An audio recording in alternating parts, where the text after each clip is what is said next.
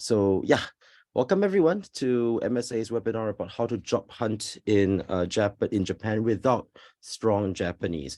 This is a very big topic for many foreign students, as we all know. And so today it's me and Emeka who will be giving our respective perspectives about this topic, so that hopefully you will be able to get something that can help you in your job hunting and your career building within Japan. So there's a few things I want to say first. Number one, this webinar is recorded, so please be aware of that. This will be placed in YouTube at a further date.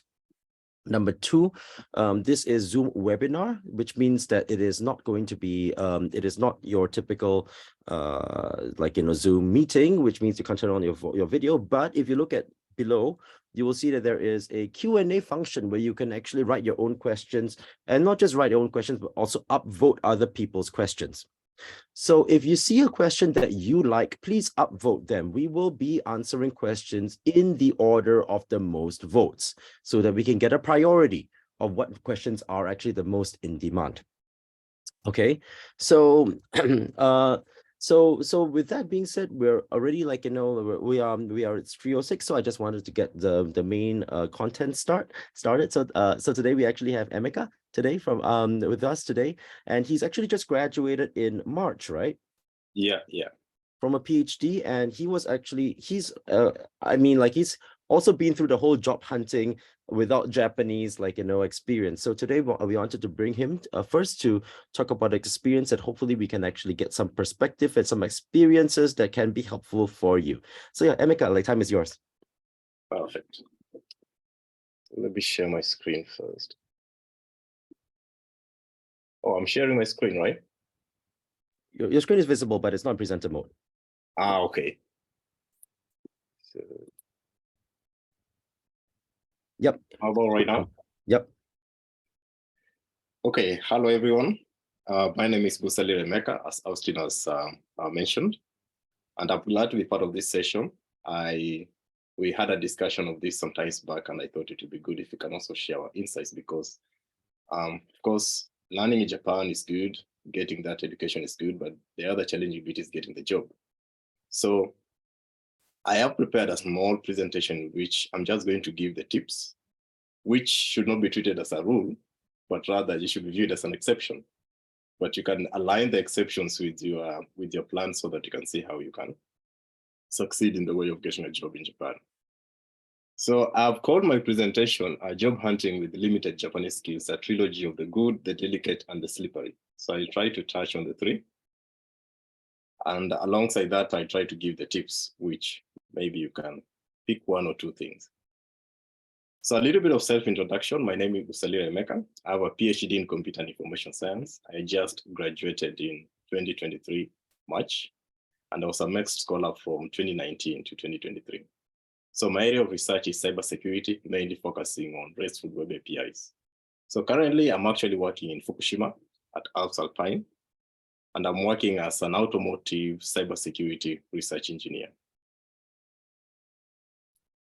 So in my presentation, I've tried to focus on three things. One, why do Japanese companies hire foreigners? Of course, it's pretty obvious. They want to get a workforce. But again, from my own perspective, what is the good thing with Japanese companies looking to hire foreigners? And then the other thing, the delicate bit, the job hunting schedule. As you might have understood, Japan has a very standard way of doing things. And this also transcends to job hunting. And if you don't follow the standard, yeah, things can get really delicate. And then the third thing is, what should you do if you don't understand Japanese and you still want to be part of this process and succeed in getting a job? So the first thing, why do Japanese companies hire foreigners? This is pretty straightforward. A majority of these companies would want to hire foreigners because, one, they're looking for people with multilingual ability. This is a little bit ironical because this talk is about getting a job with limited Japanese ability. But since you're in Japan and ideally the environment is purely Japanese, this is one of the metrics that the Japanese companies will be looking at when it comes to hiring foreigners. And then another thing, the Japanese also are looking at tapping at, expertise or experts with specialized domain language. Japan has a lot of nice scholarship program, next being one of them, and these attract a pool of talented human resource from all over the world. So in some twisted kind of a way, this provides companies with sort of like a collected point of view whereby they can easily tap these specialized skills from foreigners.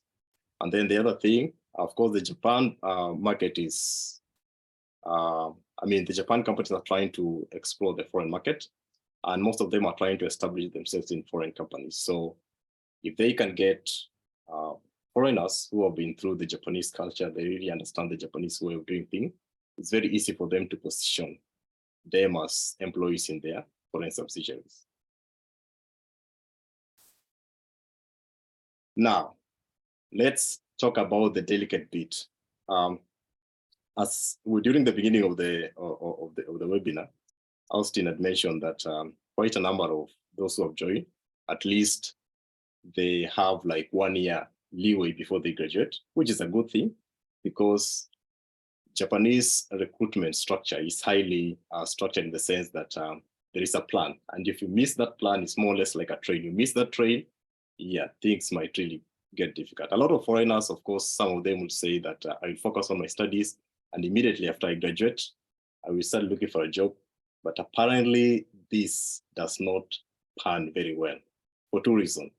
One, as you might have understood, your student visa is mainly valid till you have graduated. After that, you only got a provision period to either change or extend.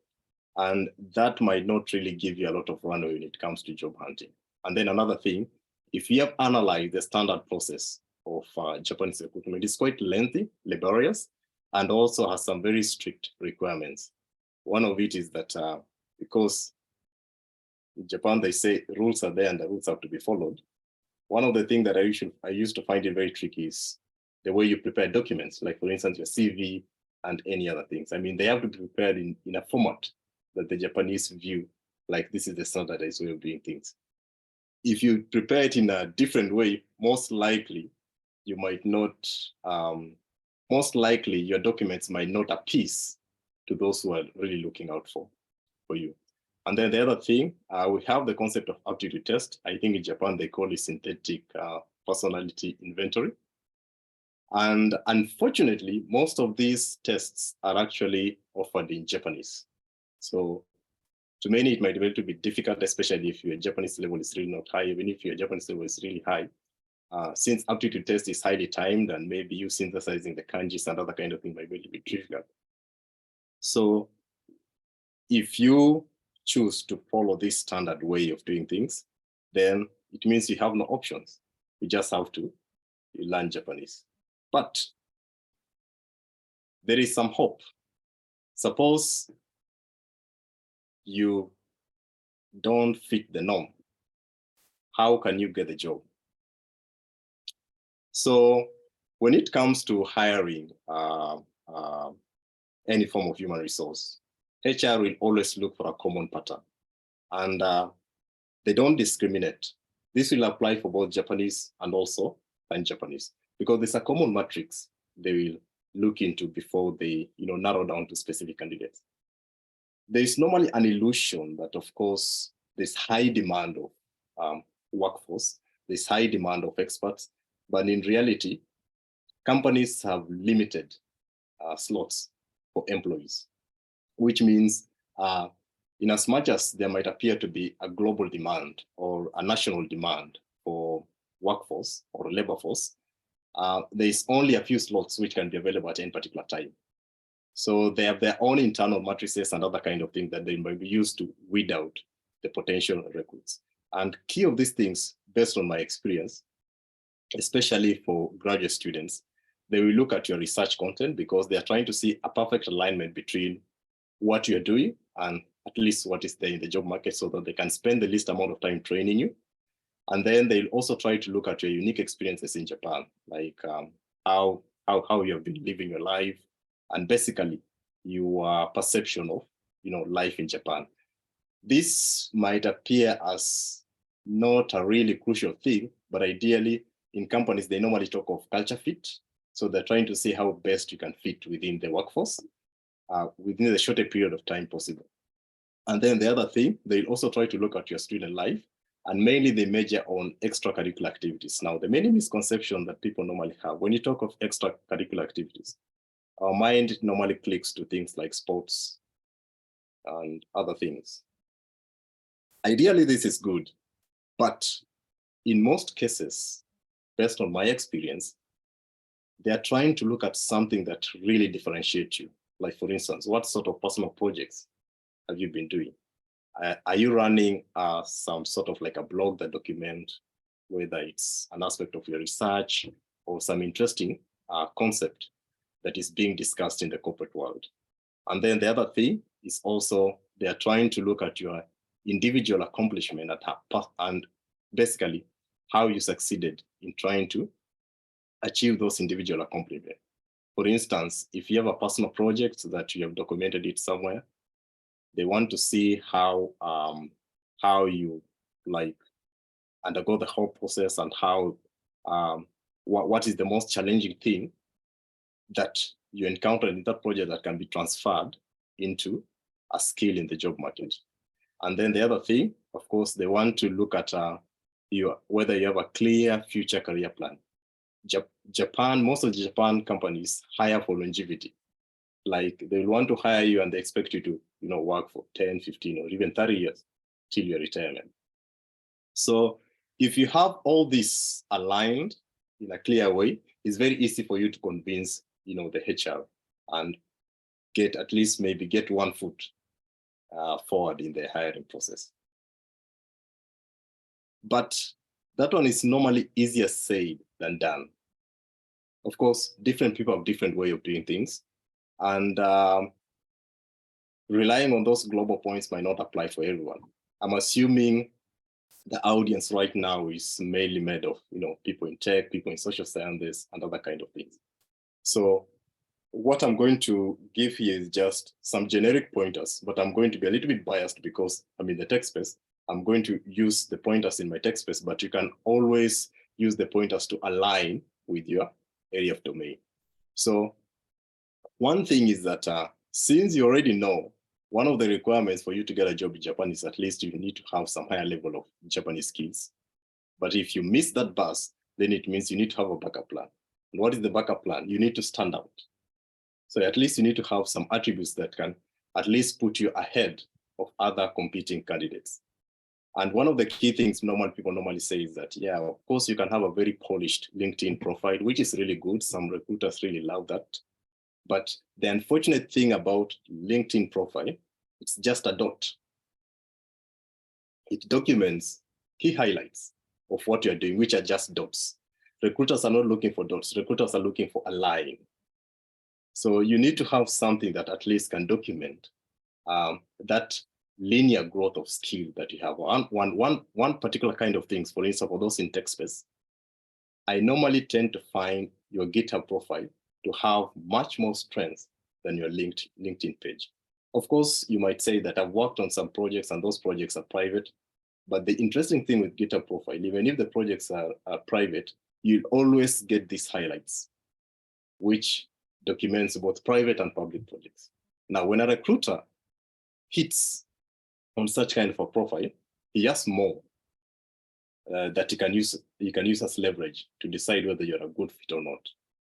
And then the other kind of thing is that the recruiters also want to see what is your perspective of Japan life. How good are you at achieving that culture fit in the company?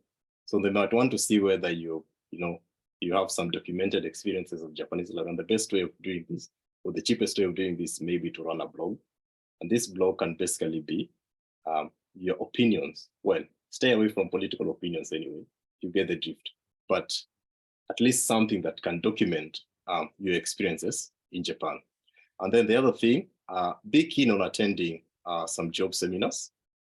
It doesn't matter whether you are in your first year, master's, or you're about to I mean, you're in your second year master's. As long as you have started your studies, the earlier you start the job searching process, the better. I'm saying this because these job fairs, they normally solicit for different companies. So each job fair will have a different set of companies which are attending. Some might be more pro-aligned for foreigners, others might be more pro-aligned for locals. Now, you never can tell whom you're going to meet there. You might be going there with the intention of not getting a job, but just making connections, building a social network. These are the people who can really help you when now you really kickstart your job hunting process seriously. And then the other kind of things, this one, ideally it worked for me because I don't know whether it can be a standard practice, but I will just throw it outside there. Try to be very active in your local city hall events. So we normally have these, city hall events like tea ceremonies and other kind of stuff.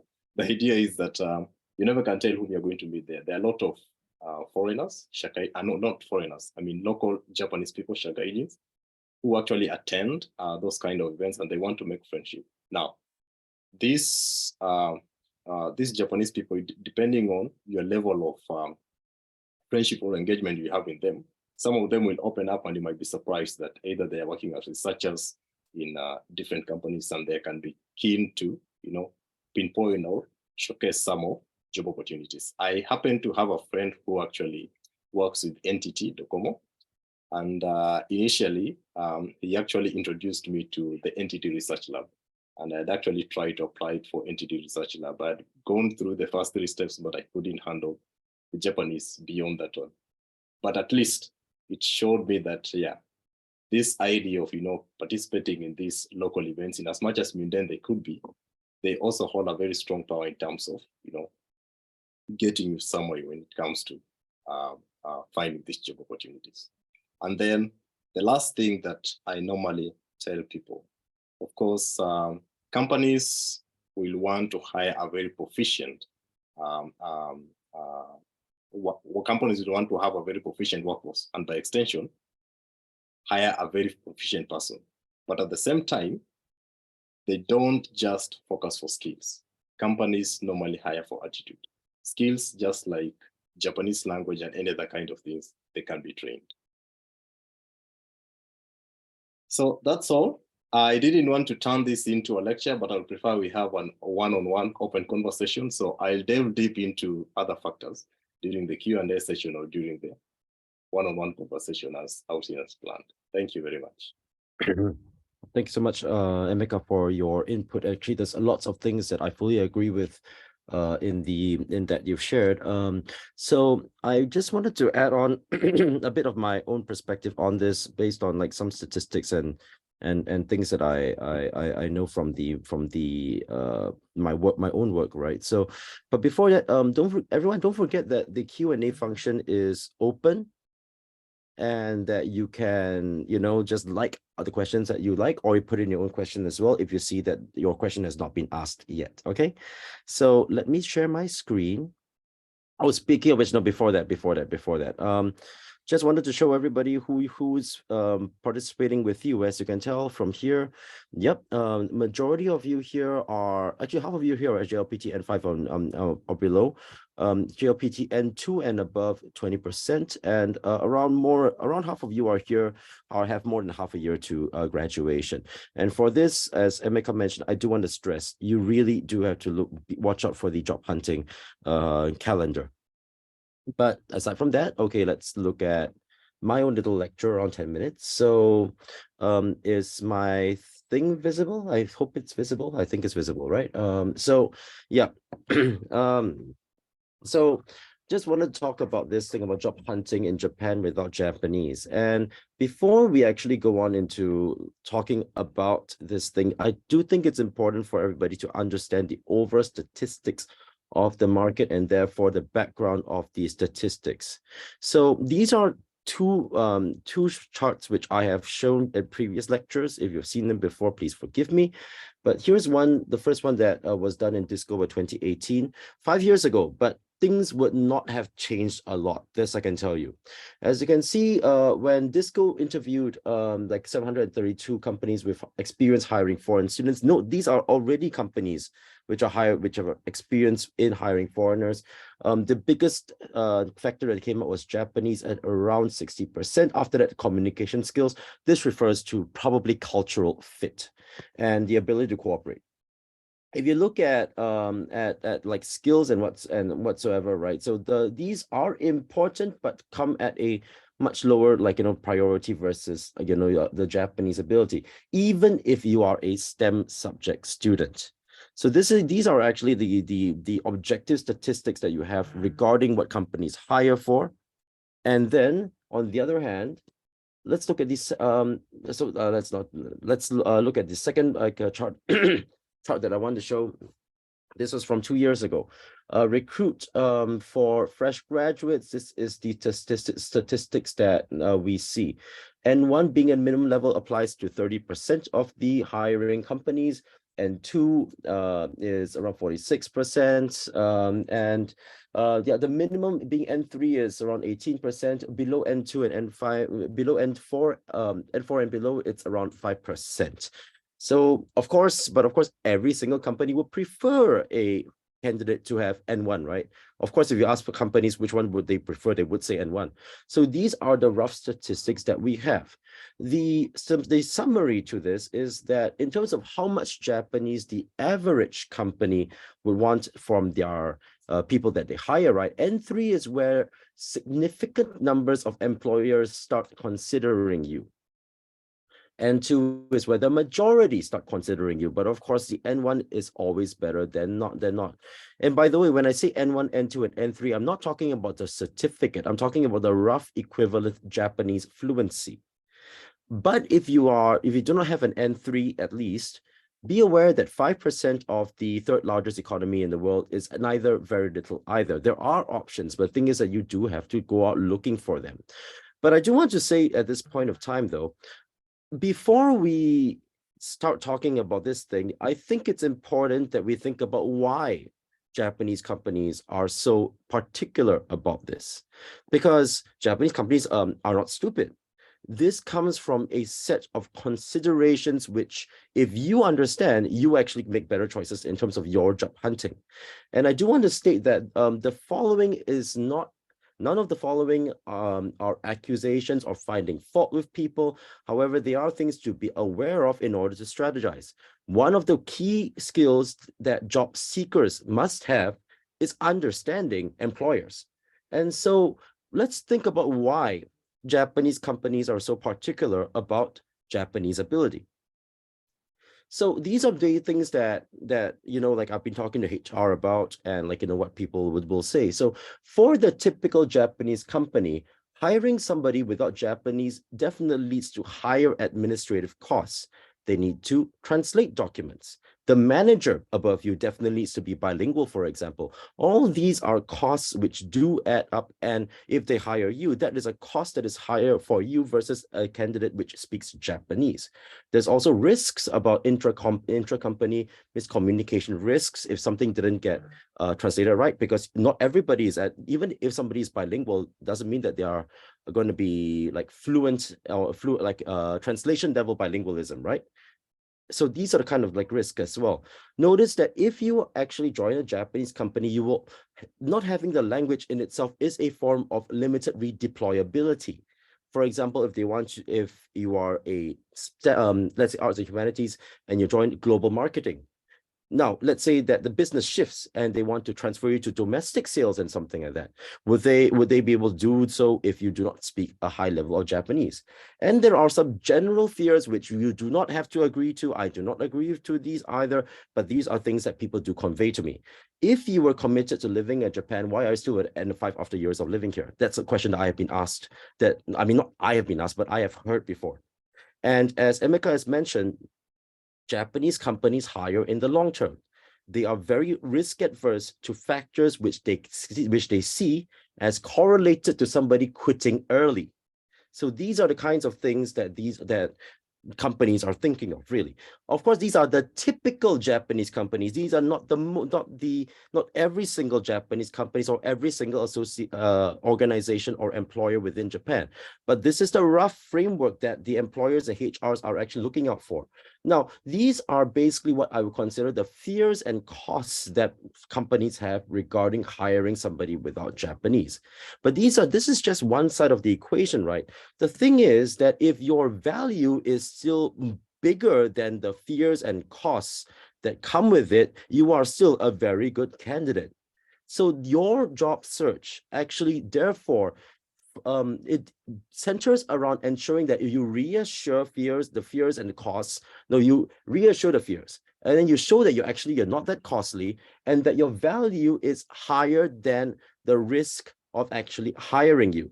This is pretty much also how most people without Japanese abilities will be able to actually find a job in Japan.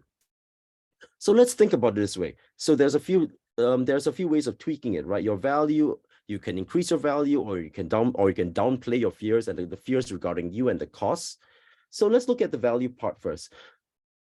This is like an extremely short version of what general career building is about finding your own value. But think about yourself. What do you have a skill which is highly in demand?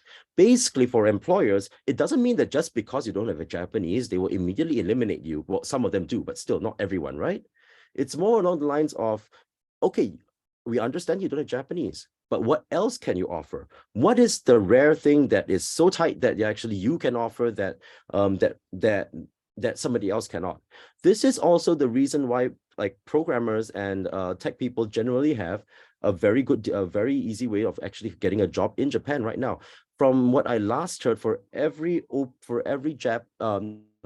tech professional, i.e. a programmer, which is looking for a job in Japan, there are 60 open jobs. So this is where the market actually plays in your favor. Can you pinpoint the part of the market which is in your favor, or if you need, or if living in Japan and building a career in Japan is a priority, can you develop one?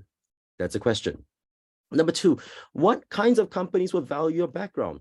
Are they companies which are expanding to your country? It could be industry-based, it could be region-based, it could be language-based as well. I have heard of a story where a Mexican Mech scholar actually got a job in a company which was expanding to Mexico out of nowhere, even though he had less than N5. Because you can't find that many people like around there. You just have to go looking until you find that fit. So that's one thing. The second thing is, how do you reassure their fears and actually say that, I'm not that costly. Don't think that I'm going to be a cost. Even if you don't have an N2, showing that you're actively learning and that you're committed to things is a big thing. This is the answer that I will say. I'm sure there's going to be a question about the entry sheet, whether you should have a Japanese entry sheet. My answer to that is yes, not because you are going to trick somebody that your Japanese is good, but that you are making the effort to submit something in Japanese, even though it may not be perfect. People actually appreciate these kind of things. So showing the commitment. Do you have links to Japanese society, like volunteering, like even like a city hall and stuff like that? These are important factors as well. Also, one thing I do want to say is that you do have to think about what kinds of companies will not face that many costs hiring non-Japanese fluent foreigners. This may not be who you think. Because, for example, when we ask this question, one common example is foreign companies in Japan, gaishike. Not true. Many of them do sales and marketing as their main operations here in Japan. They need Japanese fluent people even more sometimes than Japanese companies which are expanding outside of Japan. So these are the things. But for example, we can look at places like Rakuten, for example, which have developed decent enough internal infrastructure to facilitate work in English. You can talk about startups and small companies which have been founded by foreigners in Japan.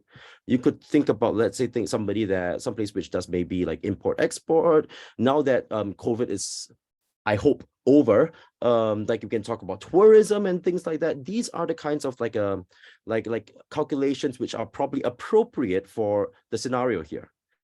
And there's a bit on the how that I want to go into as well. So people are far more likely to give you a chance and consider your profile if you come with the recommendation of someone else. Because they'll be like, okay, well, this comes, you come with a recommendation with this person. Maybe I can put some, like, put some extra time to look at your profile and have a chat with you first before like, looking at the rest of the stuff. This is why, especially for people who do not speak fluent Japanese, having your network outside of school is extremely important, especially Japanese working people, which is what Emeka mentioned just now about City Hall. The number of Japanese people who are vouching for you and who can ask their network that that they know this brilliant foreign student who's come all the way to Japan, maybe on a scholarship, and he or she is looking for a job right now. But the thing is that you can't really find anything. Like, that kind of vouching for you can be that key factor which links you up to a relevant job. Even beyond these kind of like more informal job hunting processes, there are also things like job fairs and like, all the job hunting websites. But do be aware that the majority of them are going to be aimed at Japanese students. When you go to these job fairs and you go to use these websites, you will be graded as if you are a Japanese student. However, there are other job fairs like, foreign student job fairs, foreign student oriented like job seminars, company seminars, and these kind of things. If you see a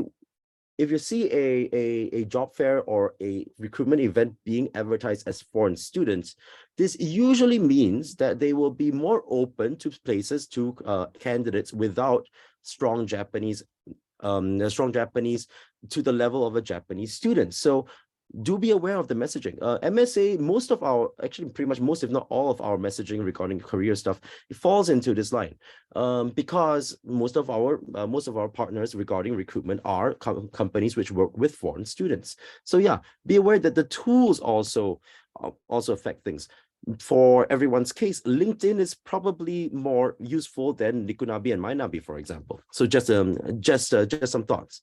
So that's my part of the lecture. I just want to say at the end that compared to somebody with more than N2, people without will probably have to put in 2 times or 3 times more the effort, but it's not impossible. You may have to compromise, because if you're going to go for all the popular companies, that's where all the other bilinguals are also going to go. So you may have to compromise, but it's definitely not impossible. It is definitely possible. Emeka here is actually an example of that. And everyone, I just have to say, work hard and good luck to that. Okay. So that's my lecture. Thank you for listening to my stuff. We have 14 questions in the Q&A.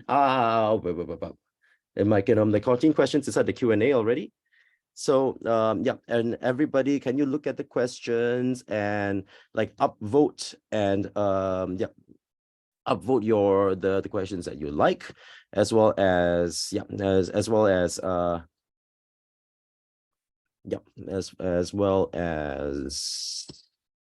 put in your questions if you want to. Emeka, are you able to look at the questions? Yeah. I'm actually trying to see what I can respond to some. Yeah. Can you sort them according to like the number of votes? Okay. Yeah, that'd probably be a good way for us to. Yeah. Sure. So the order is pretty much where we will be answering questions from, because it probably makes more sense to deal with the more popular ones, right? So yeah, actually we didn't really talk about your own individual experience so far, but maybe let's start with the first question. What are some platforms where job hunting in English can find job listings except for LinkedIn? Well, for my case, ideally I was leveraging on Daijobu and Oshigoto. So Daijobu.com normally has job fairs mainly tailored for foreigners, and I think they do it on a monthly basis, if I'm not wrong, or after 2 months. But normally they hold it in Akihabara. So I managed to actually get a connection to Alstalpin by that, because they tried and bring in their HR recruiters, and it's more or less like verbal aptitude test, because you can, get linked up with a recruiter, and they screen your document, and beyond that, if they feel like yes, you're within fit, and you check all the boxes, then takes their own path of recruitment. And actually, for my case, I actually got a job before I graduated. So they said, yeah, you're a PhD student, it's fine. You can share with us what you've done, your research, your results, and other kind of stuff. And then I shared with it, because they wanted me to start in September, and I was graduating in March. So I clearly told them I'll be graduating in March. But then they asked me, so you're done with everything to do with school, you're done with everything to do with, academia and other kind of stuff? Yeah, my response was yes. So they say, it's okay. You'll just come on board when you graduate, you share the certificate later. But anyway, the point that I'm trying to say is that by the time they reach up to that level, at least they had seen that I've checked some other boxes based on the materials that they asked for. Yeah. Understood. So just I put the two names inside the chat. I believe daijob.com, Daijob, it's wordplay, and oshigoto.com. I believe that these are the two that you're referring to. So I also have to say that you have to dig, though, as in, like, if you're really job hunting, especially for English applicants, right? It's lots of digging. It's also weird tricks regarding, for example, okay, so I'm also working in the tech sphere, so I will use tech examples as well. But this something that I have seen people do before is they go to, like, let's say a tech news platform regarding recent companies that recently raised funds, right? And it's proceeded to individually cold email every single one that appeared down there, saying that this is my platform, this is my profile. Do you want to see something like it? Do we want to have a coffee chat? And that works. So I will say that, like, one way of actually doing job hunting is maybe really to just go down there and just knock on people's doors in a appropriate and courteous way, please. Yes, but yeah, these are the kind of things that you may have to do if you're job hunting, like, without strong Japanese. Exactly. And then another thing I might just want to add, this one is not very common, but I've seen it's really like kicking up. We normally have a couple of incubators. Like, for instance, Google has an incubator in Shibuya, which they kind of like also host startups, and they normally have like meetup events. So if you have a chance also to, identify some of them, follow them in LinkedIn, follow them in social media, you can always be getting those updates. And during those meetup events, you can link up with some startups who are actually looking for foreign talent. Much agreed. Okay, so that's the first question done. We have the second question. I want to do an internship after graduation, but I think an internship in Japan has a different meaning. As far as I know, companies in Japan only recruit students who are still in their bachelor or master studies. Is this true? Are there any part-time or internships which I know are open to new graduates? I have a link for this, but I need to go find it. So, Emeka, do you have anything like any first responses to this? Yeah, well, what I would say, in Japan, they normally interpret as internship, trying as an opportunity for recruits to just have an understanding of some company structure, because you might find companies offering you a 2-day internship, a 1-week internship. Of course, a 1-week internship is not enough for you to, prove your worth, or a 2-day internship is not worth for you to prove your worth. But companies are going to say, okay, this is our policy. But if you dig down, you'll find that the idea for them to offer you that internship is just for you to have a quick way of understanding the setup and, understanding their culture. Of course, you might find some companies which might want to give you like 1-month internship or 3-month internship, but those are mostly startups, which is really good because you can prove your worth and eventually find your way into mainstream employment.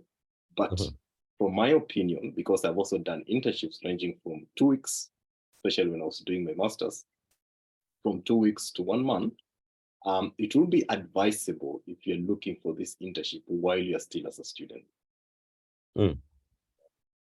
Because another challenge also is that, and this one might be mainly tied to your visa, tend to think immediately you graduate, technically your student visa expires, technically. Of course, you have some provision period in which you can renew, you're given to renew. but you really cannot bank on that one to do the internship at the same time looking for a job. So okay, I'll add on to that. So firstly, like the link in the chat is basically what I've written before about what internships in Japan means. As Emeka has mentioned, they generally mean two very different things, like 2 weeks and below, or long-term things like 2 or 3 times a week at mainly startups. So mainly that that is definitely true. Now regarding the long-term internships and what happens after you graduate, this is the path that will happen, which can work in terms of actually finding a job after in Japan. You would firstly graduate. I assume that you are going to be graduating from a full degree course, i.e. master's or bachelor's or PhD. You take that, you use that to apply for the job hunting visa, which is the one of the designated activities visas, under which you can also apply for the Baito permit, and you use the Baito permit to actually go for these long-term internships. So that is one path which is possible for people who have already graduated, right, to go to do internships in Japan, though there are also visa classes specifically for that, if I'm not wrong. So there is a path down there. And I guess so, but as Emeka mentioned, this path would roughly mean that you'll be approaching startups to act like, Baito for them, like, the part-time work for them, while trying to show that, hey, I'm not just a Baito. I mean, I can probably provide value for you if you allow me to become a long-term, a full employee. So that is a path which is possible. Yeah, but remember this is on the assumption that you're under the job hunting or like designated activities visa. Okay. Yeah. So this is an interesting one, which I'm kind of curious about. So we've got a question from somebody saying, apart from my limited Japanese skills, I have no professional experience. But in many job requirements, companies need those who have some experience in the same industry, even if the job is for new graduates. I think that's why I'm still struggling. Do you have a solution for somebody like me? Thoughts? Yeah, that question normally arises, but there are no hard and fast rules when it comes to like defining professional experience, well, based on my experience. So this is what I mean when I say there are no hard and fast rules. Of course, some would say that they want to see whether you have 3 years experience, 2 years experience, blah, blah, blah, or such kind of things. But ideally, if you are looking at many entry positions in Japan, you'll always end up in a general position, which means you are not going to be pegged at a certain domain, which will leverage some specific skills. Yep. So ideally, some of them, they interpret this term professional skills to mean what really makes you stand out. And what sort of these skills do you have that can be directly transfused to your employment? For instance, like in my presentation, I mentioned about personal projects. Of course, in tech space, this can be pretty straightforward. I mean, there are a lot of things you can do in tech space, but apparently, even if you are in social sciences, and I will give one example, like journalism, there's a way in which you can document this project. For instance, journalism nowadays, they do have what we call data-driven journalism. That is trying to present news with some, metrics that is very easy for consumers to understand. Now, tech apparently nowadays transcend across different domains, and there's so many tools that can allow you to, play around with data without requiring heavy technical skills. So if you can actually showcase that indeed, yeah, I have some of these projects, and this is where I've documented, and this is what I was trying to, communicate, that one will actually make you stand out, and you'll find recruiters to have, start gravitating towards you. Yeah. So definitely true. There are no hard and fast rules. And especially for like, high demand, sectors right now. So I think people need to look at like, when they write jobs, right? Companies write jobs like they're writing wish lists, like on Amazon. Nice to have, nice to have, nice to have. Yes. Yeah. Of course, the further you are from that list, the less likely you will be employed. That is true. But if you don't check one box or two boxes, right? Including language, by the way, including language. So even if it says down there N2 and you're maybe, let's say, an N3, but you've got something that's really like powerful that's behind you, people may consider your profile. So I think we should not take like job descriptions too literally. And it's also about like, but also it's not just that. The other thing is, so what are you? What is your value, right? So Yeah. yeah, all the personal projects, this thing, that thing. Do you have a recommendation from somebody else who is a Shakaijin? It's all these kind of things which help you circumvent these kinds of not checking one or two boxes. Exactly. Okay. Exactly. And also another thing, you also have to, just as Austin has said, most of these job profile, they're normally blueprints. It doesn't mean exactly that is what the company really wants. The person who is going to interview is not going to strictly say, okay, do you have 5 years experience? Can you prove? No. These are just blueprints, which, I mean, it's a reusable text they will, use in their profile. But when it comes to now interacting with you, when you've got your foot through the door, it will be a different ballgame altogether. I think I just want to say, like, roughly, like, that especially for students who are not applying with Japanese, right? The front door often doesn't work. Yeah. And that you have to find the side doors, including finding a way to, like, job hunting through networking, individual cold calling, and these kind of things. The front door is quite small, actually. So yeah, you kind of have to do all sorts of, like, like smart tricks to actually help you job hunting. Yeah. Yeah. Okay, let's move to the next question. So even though some companies only require N3 and above, I found many companies using the SPI to filter out applications, and I think that the language part may filter out many international students. What should I do to deal with the SPI test? Emeka, did you have to do SPI? Yeah, well, for Alpine, apparently, I didn't have to do an SPI, but I did an equivalent of an SPI in this sense.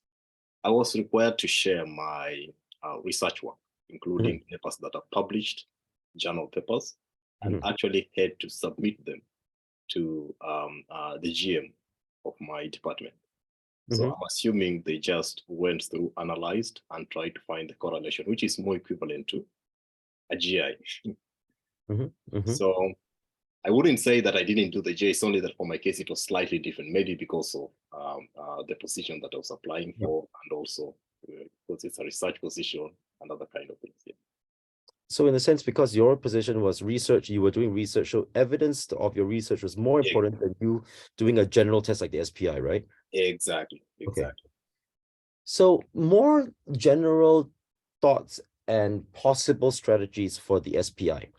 If a foreign company is hiring specifically for foreign students through a foreign student route, generally speaking, SPIs can be done in English, or they may have a lower passing grade for foreign students if there is a foreign student route.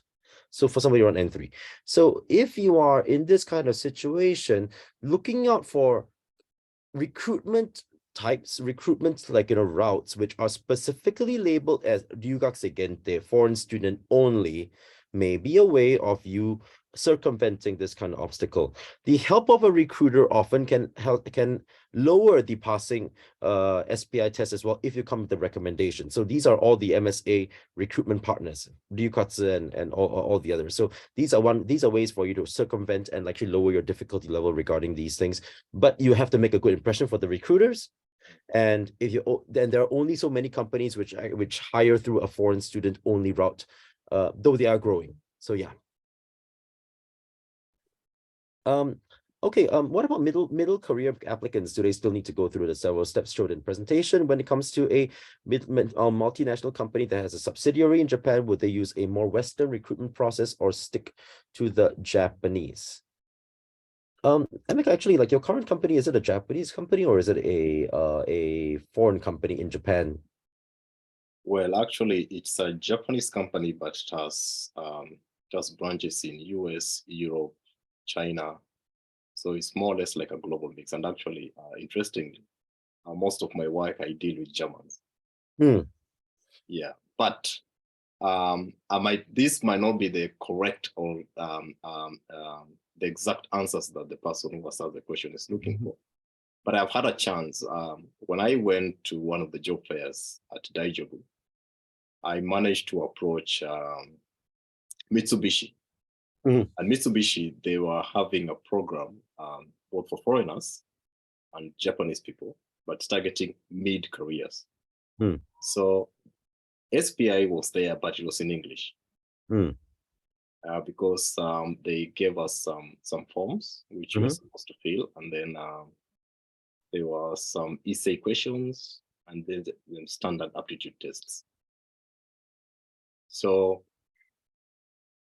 I think if their company itself has put it very clear that it's trying to look for foreign talent, they also try to make some efforts to ensure that there's a middle ground in terms of the requirements that they want to impose. So it all boils down to your skills and tricks and identifying what you really need to chase after. So just to add on a few general points, if you're job hunting as a mid-career, there's a few things that you have to watch out for. Number one, if you're applying as a mid-career, no, the calendar does not apply. However, that being said, it does mean that most likely they will want you to enter within 3 months of you getting your job offer, right? Which means that your job application process will be a bit further back compared to people who are job hunting fresh graduate wise. That can be a risk. So just be aware of that. So regarding multinational companies with subsidiaries in Japan, would they use a more Western process or stick to the Japanese one? The answer is, like most things in life, it depends. If anything, for fresh graduates, they tend to do things even earlier than the Japanese. Can you hear me? Hello. I think right now you're back. Okay, yeah. So it's like, sorry, temporary instability. But yeah, if it is a mid-career, however, they tend to do things around the same. They put the job post out. Hopefully somebody comes in and they will try to get the person in shorter rounds of interview, generally speaking, and more compact. But that actually applies to both Japanese mid-career hiring as well as foreign mid-career hiring. So yeah, just some thought, just some explanation over that. So next one. Okay, this is an interesting one. For people, I think that this is something that I believe that people may want to, student to student, actually, some people may want to talk about this. So if you have something to add about this question, please put it in your chat, okay? So thank you for the webinar. I am interested in part-time jobs for international students and their dependents with very limited Japanese. So far, it's been challenging to search for and find it. Looking forward for tips. This is a question that is very hard for me to answer because, honestly speaking, I don't really can't really think of anything to say right now. But Emeka, do you have anything to say about this? Yeah, unfortunately, I'm also very blank on that one, to be honest. Even during my next program, I did not have a chance to, undertake the part-time. The only part-time job I did is in the university. I don't know whether that is the context that the person is asking for, but in the university also we have like some research position. This might vary from university, TA jobs, which is only limited to 28 hours per week. So yeah, anything beyond that, unfortunately, I have zero idea. I think my question that I would have, right, is maybe at the beginning, focusing on the Japanese would actually pay off more dividends in the long run. That, even getting yourself to, let's say, an N4 level will actually start allowing you to do some basic baito. I mean, but I'm going to be honest as well, there's, if you don't speak Japanese, the immediate part-time job that comes to mind, right, is kitchen work in a food and beverage like place.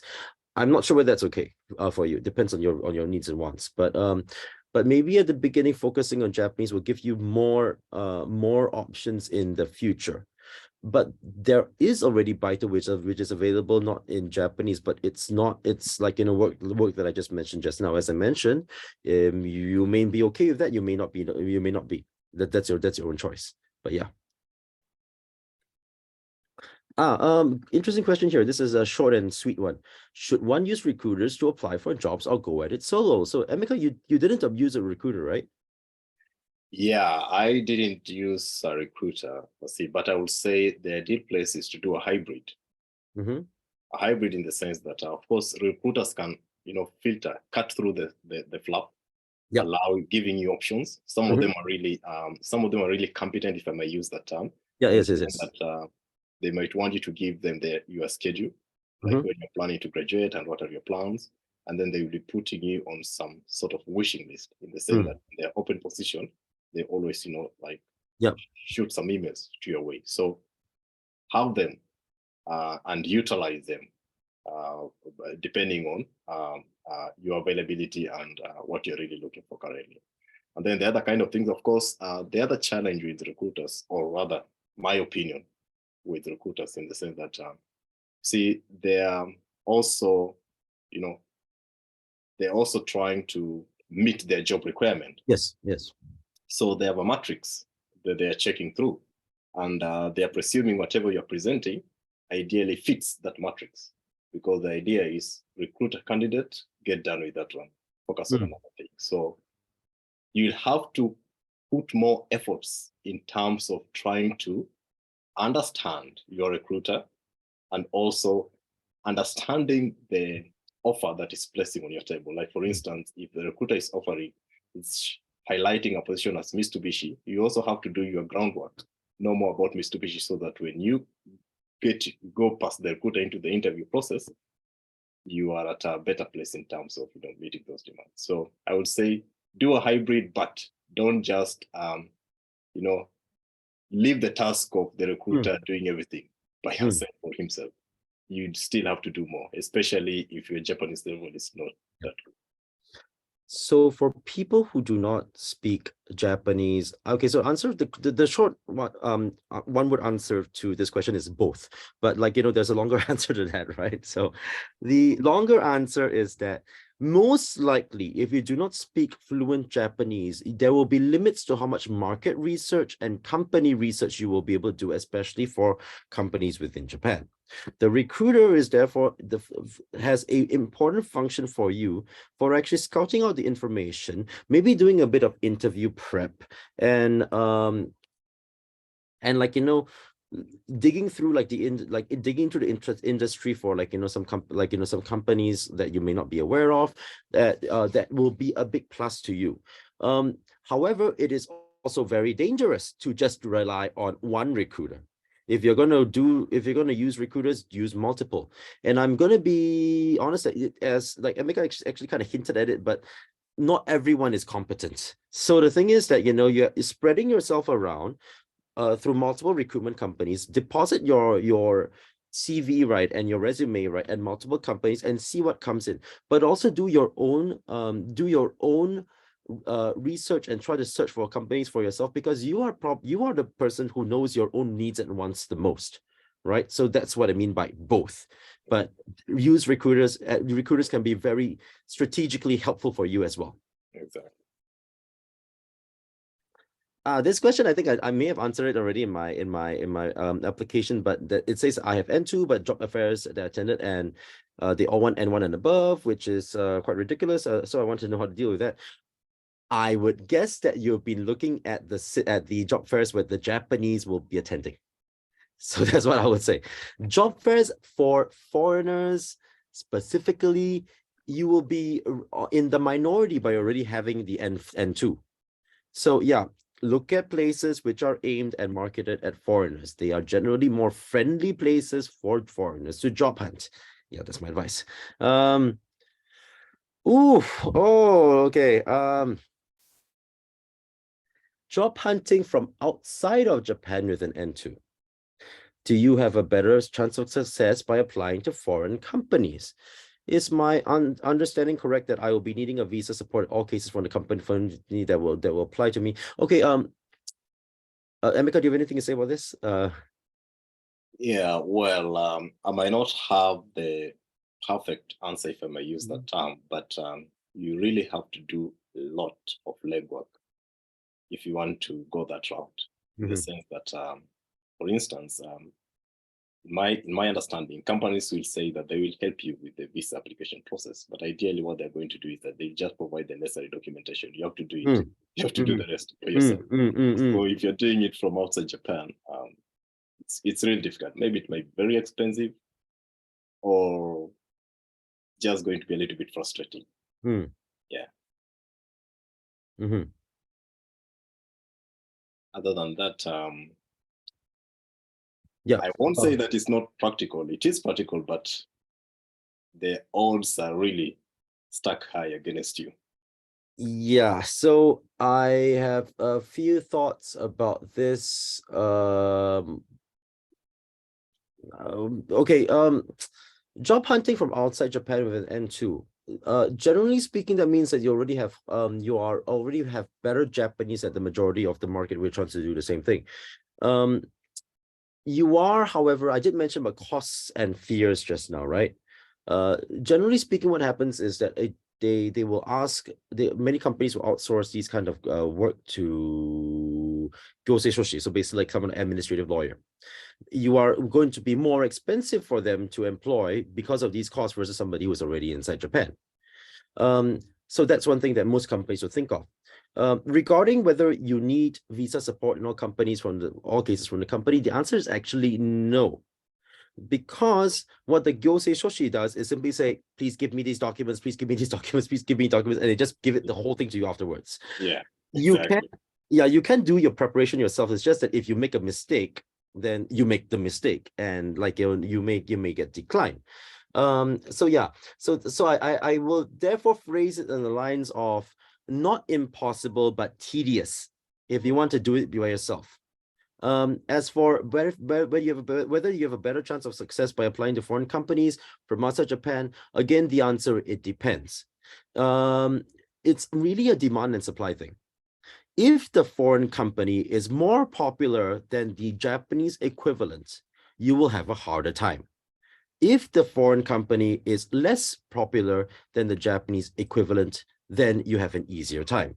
If the foreign company is looking for a specific skill that you can provide, then you have an easier time. So it's more of these kind of things. Whether it's a foreign company per se or not is not actually very relevant in this case. Yeah. This is interesting. And the Japanese resume format does not provide enough space to add work experience. Do you submit additional copies during application? Yeah. Actually, Emeka, you had working experience back home already before coming here, right? Yeah, I actually used to work in my country before I came to Japan. But with regards to this, actually, for my case, I did consult first. I first asked, should I provide the Japanese CV, or should I provide my English CV, if I may use the term?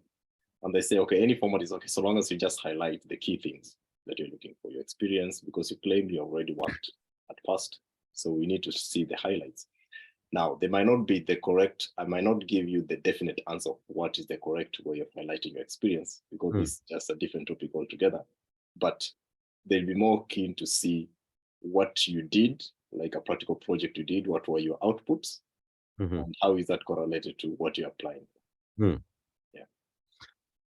For mid-career applicants, right? So in the very typical Japanese application process, in addition to your direct show or your ES, right? Like, the idea is that you're supposed to add something called the shokumu show as well.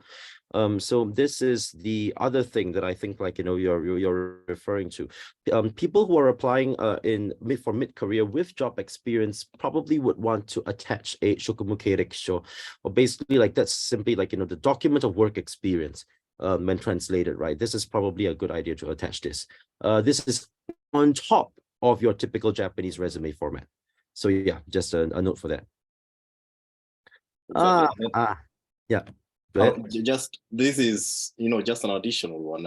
If you actually do some attachment, especially not attachment, internship, some long-term internship, let's say for 3 months, some companies, especially Japanese companies, they give you some sort of certificate, and it is all over being Japanese. But that one also goes a long way in terms of documenting or supporting your CV. You really attach extra document, or you can just mention it and then they say, okay. Most of them will say, okay, please attach it, because whatever the company is going to, write a sort of like a recommendation letter. Yep. They of course try to do it in a nice way, in the sense that they specifically highlight what you did and what was the impression. So, yeah, and actually just a point about this is also the reason why actually attending one of those 2-day internships actually can be useful as well. Exactly.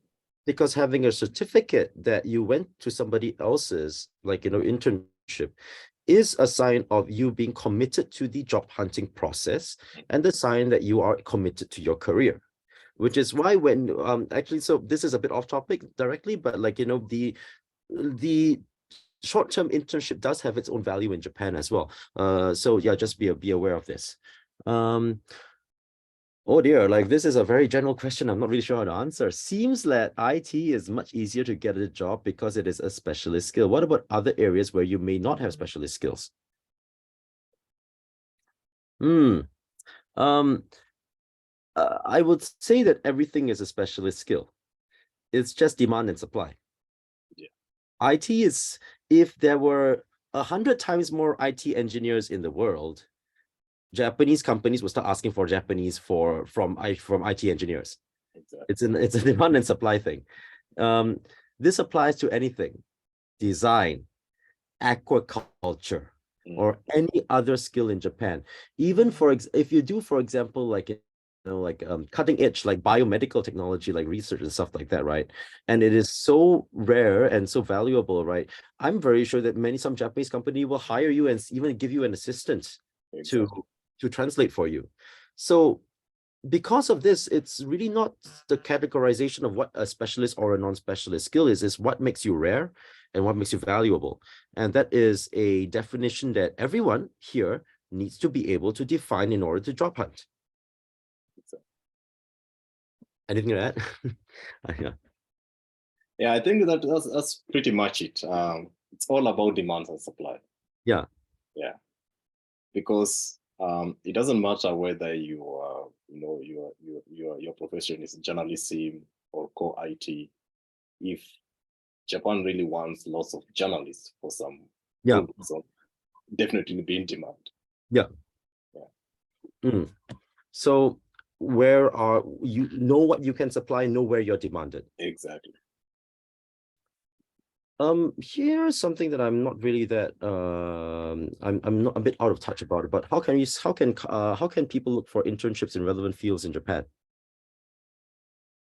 Well, a very quick answer to this one, I would say that many universities, I will speak for my university, it used to hold a lot of job seminars.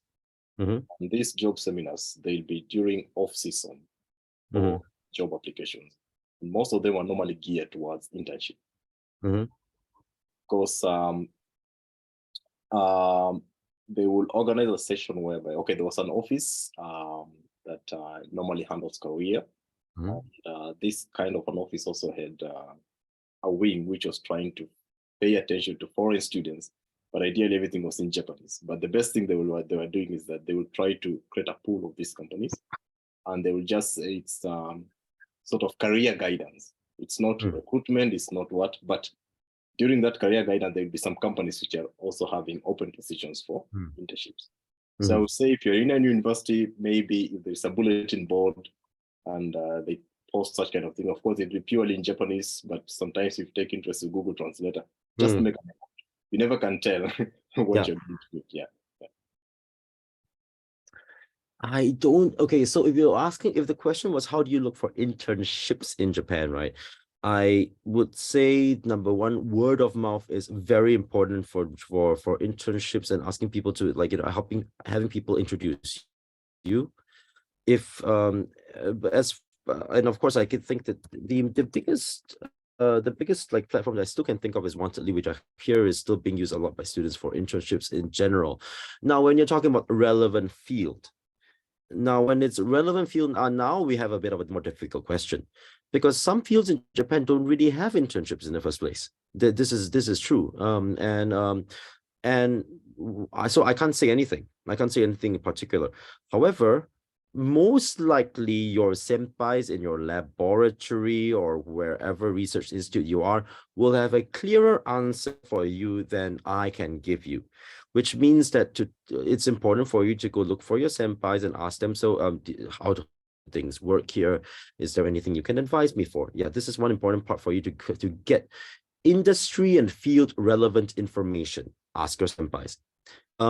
Including even if they're Japanese, by the way, but if they're a foreigner, if there's a foreigner senpai previously inside your place, yeah, that can be a very important like source of information. Exactly. And just to add on that one also, this one maybe might apply to graduate students also doing masters and PhD. You can also be consulting with your professors, because what normally happens, professors sometimes normally get grants, and these grants, they're being funded by some companies for some specific research. So they might have some, referral information or some inside information of a certain company that might be looking for interns, or maybe he or she can suggest. So consulting also with your professors sometimes, it's not guaranteed, but it's also an avenue that you can exploit. Mm-hmm.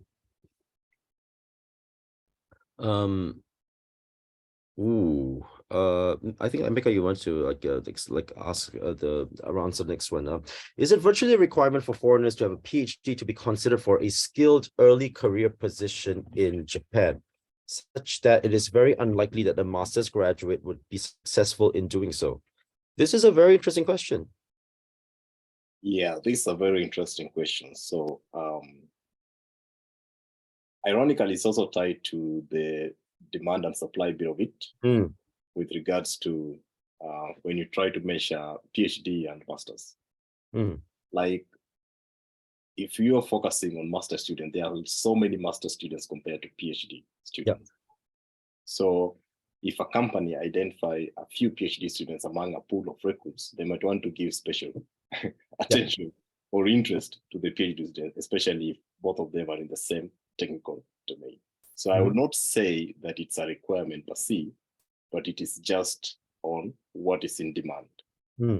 If the PhD students can, because the presumption here is that, of course, PhD students are going to give more in-depth, refined skills or expertise in a certain domain knowledge compared to master students. Might be true, might not be true, depending on the candidate whom you're interacting with. But ideally, a PhD student will have an upper hand compared to a master student if you're competing for the same domain. Because if you have a master's, and let's say it's allow me to be biased a little bit in IT, a master's in computer information science, at master's level, you're a little bit generic in the sense that you are perceived to have a wide scope of knowledge of a given domain. But if you have a PhD in computer information science, they'll be keen enough to know what is your research area. So you narrow down to a specific refined area of research. So if you have two candidates competing for the same domain, unfortunately, the PhD student will be given much higher preference. But that does not mean maybe it might be really good. Technically, it can be good. It's expected to be really good, but it's just the dynamics of what it defines. Yeah, that position. So I think there's a lot of nuance to this topic, right? If the role is domain knowledge specific, then the PhD person will have a much higher rate of success. Exactly. However, if the role is not domain specific, right? Like the master student probably has a higher rate of success for issues such as age. This is the truth, by the way. I'm not saying this to discriminate against people, but this is the truth of how the job market operates. For the amount of time that's left to train the person, for example. So I would say that getting a PhD, okay, bachelors and masters are roughly the same, especially for arts and humanities. For STEM subjects, a bit different, because by going to a master's over a PhD, then you will master's over a bachelor's. I think you definitely get more mileage when it comes to domain specific roles, biochem, whatever, IT, whatever applies for STEM. However, like the PhD will open the doors. To some extent, the masters will as well. Even for I realize that even for arts and humanities, many places will still prefer, like places like think tanks will prefer a master's student over a bachelor. So the more advanced your degree is, some doors will be opened, but some doors will close to some extent. I mean, to be frank, those are the doors which are more general business focused stuff. They never close entirely, but they will. But the door starts to get narrower and narrower the more advanced your degree will become. Now, which one should you go for? That depends on what you want to do. If you are very invested inside your subject material, then maybe go for a PhD. If not, then I would advise caution on just going for an advanced degree just because. That time could be put to like developing your career in the company already. So yeah. Yeah, that's very true. That's very true. I've been looking through a bit at the questions, and I do want to, and it looks like we actually have lots of people who have experience from overseas. So I just wanted to share two articles that I've written on this particular topic about previous work experience overseas, how you should apply, whether you should apply for fresh graduate or whether you should be applying for mid-careers. This is because there's this is a theme that we've already talked about a bit, but there's also quite a few questions below which are addressing this. So for people who are in this situation, please look at the two links that I've put inside the chat. So yeah, here's a general question. Did you fill your entry sheet in English or in Japanese? Well, for my current company, I was provided in English, so I filled it in English. But I have had other companies where they provide a hybrid in Japanese and some English translations. Yeah, in my job searching process. So I won't say that you'll strictly be provided with Japanese sheet or you strictly be provided with English. It all depends. Especially if the theme is we're also looking for foreign talent. Companies also try to make an effort of trying to have a middle ground. So you might get some entry sheet with some hybrid. I think yeah, so if it's given to you in English, then just fill it in English. Yeah. If not, then going back to what I said just now, sometimes people will appreciate it if you make the effort to write in Japanese, even though it's imperfect, or just get a friend to look it over with you, because that in itself shows effort. So yeah, it could be a good sign that you do so, you know what I mean? People do appreciate that, yeah. So, okay, speaking ability seems to be a primary requirement for job seekers, while JLPT cannot be a testimony to your oral skills. Okay, I'm going to broaden the conversation and talk about how at each stage of recruitment, your JLPT or whatever may be important. Emeka did show this, like, the process previously. It starts from the document screening, then into your SPI, and then into interviews, right? So basically, there are quite a few places where they can filter you at. There are decent numbers of companies which, in automatic portals like Likunabi and MyWitnabi, right? They will immediately trash any applicant and any application from a foreign student that indicated that they do not have a JLPT N2 or N1. This is true. So that's already filter one. Filter two is the SPI if they're doing it in Japanese, and if they are asking you to actually get the same score as a Japanese applicant. Then that's your reading and trying to do math in Japanese. Not fun. Yes. Then after that, it's the interview, right, where you're supposed to be talking about things. So in a sense, the JLPT in itself is just for the document screening. But if you're going to apply for jobs in the Japanese way, there are going to be multiple rounds of actually trying of these kind of tests, which companies will be putting there. All the more why I'm going to repeat my point and say, for everyone's mental health, it may be good to focus on foreign student, like, recruitment routes which are labeled as foreign students, unless you're confident that you can fight against the Japanese applicants on Japanese terms. Not fun, not fun. I can tell you that. Just know how to pick your battles. Pick your battles, yes, and pick your battles where your time is well spent. Well spent, yeah, exactly. I mean, yeah, it's like, if you are a land animal trying to fight in the sea, it's not very smart. Yes. So the next question about like the work experience from home country, I think I've already answered it, or is it a fresh hunt? Short answer, it depends. The full answer is inside the blog articles inside the chat. Okay, outside Tokyo. So Emeka, you were in Tokyo for all your studies, right? Yeah, I was in Tokyo for my studies. Okay. So tips for students outside Tokyo to find internships, preferably long-term. Many require commuting to office weekly for 3 to 6 months, which is very difficult for people living outside Tokyo. This is a painful reality, I'm going to put it that way, where long-term internship culture started strongest in Tokyo, has spread to Nagoya, Kansai, and Fukuoka. I can't really speak for the rest of the rest of the country because I don't know. But naturally speaking, these are things which this kind of culture correlates with startup culture, which tends to congregate only around the certain cities, right?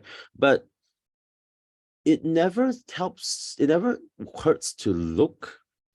And there's Wantedly that I mentioned, right? But in the worst case, some people have gotten internships by just looking at companies around them and just emailing them saying that this is my profile, could I be of help? And if you can be of help, then maybe they would ask you for your help. Especially because when you're outside of Tokyo, many companies are actually very, very desperate to look for young talent. So there is that part which actually is in your favor, but you may have to do the hard work of actually putting your hand out and messaging them first. Yep. Yeah. The other thing, this one I will speak for Fukushima because I currently live in Fukushima, even though. Oh, you're in Aizu? Yeah, my company also has a station in Tokyo, but the research center is in Fukushima. So sometimes it might be difficult because of the setup. Many companies outside big cities, they are stationed in industrial parks, which means there is some good level of commuting from your residence to where the companies are stationed, like the workstations. Now, if you're employed, it's not an issue because the company normally takes care of that. But since you are not going to fit into the description of an employee, I think most of the companies they find it very difficult to see how they can give you that kind of support, especially when it comes to commute. So it's very hard for them to float internship positions for such. Even though some, if you really take your time, dig through, they do have what you call company residences in form of dormitories, which if they're giving you like a 3 months internship, can be hosted in the dormitories, but it's very rare. It means you really have to dig through to stumble upon such companies. So it's more or less like set up. Well, I speak this one for Fukushima, like a majority of companies, over 80% of companies are stationed in industrial parks, pretty far away from residential areas. So commuting is another very key. Commuting is another very challenging thing, considering that trains, like public commuting system, is highly limited. Okay. So I'm gonna just answer the last one because we're almost out of time already. So yeah, this question is about like the MSA Jetro Fair like last year and applied using the links, but like think it's not regrets. I think it means rejections. That I think the the questioner, the person with the question is asking, that the rejections that the person got were alarming. And even when they say that Japanese level doesn't matter, what are Japanese companies looking for in CVs?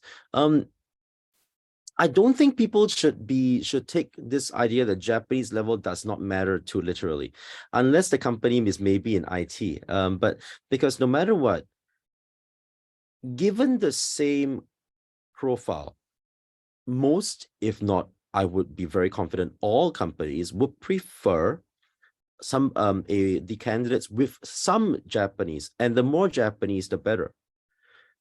This is one of the factors that companies look at. It's not the only factor.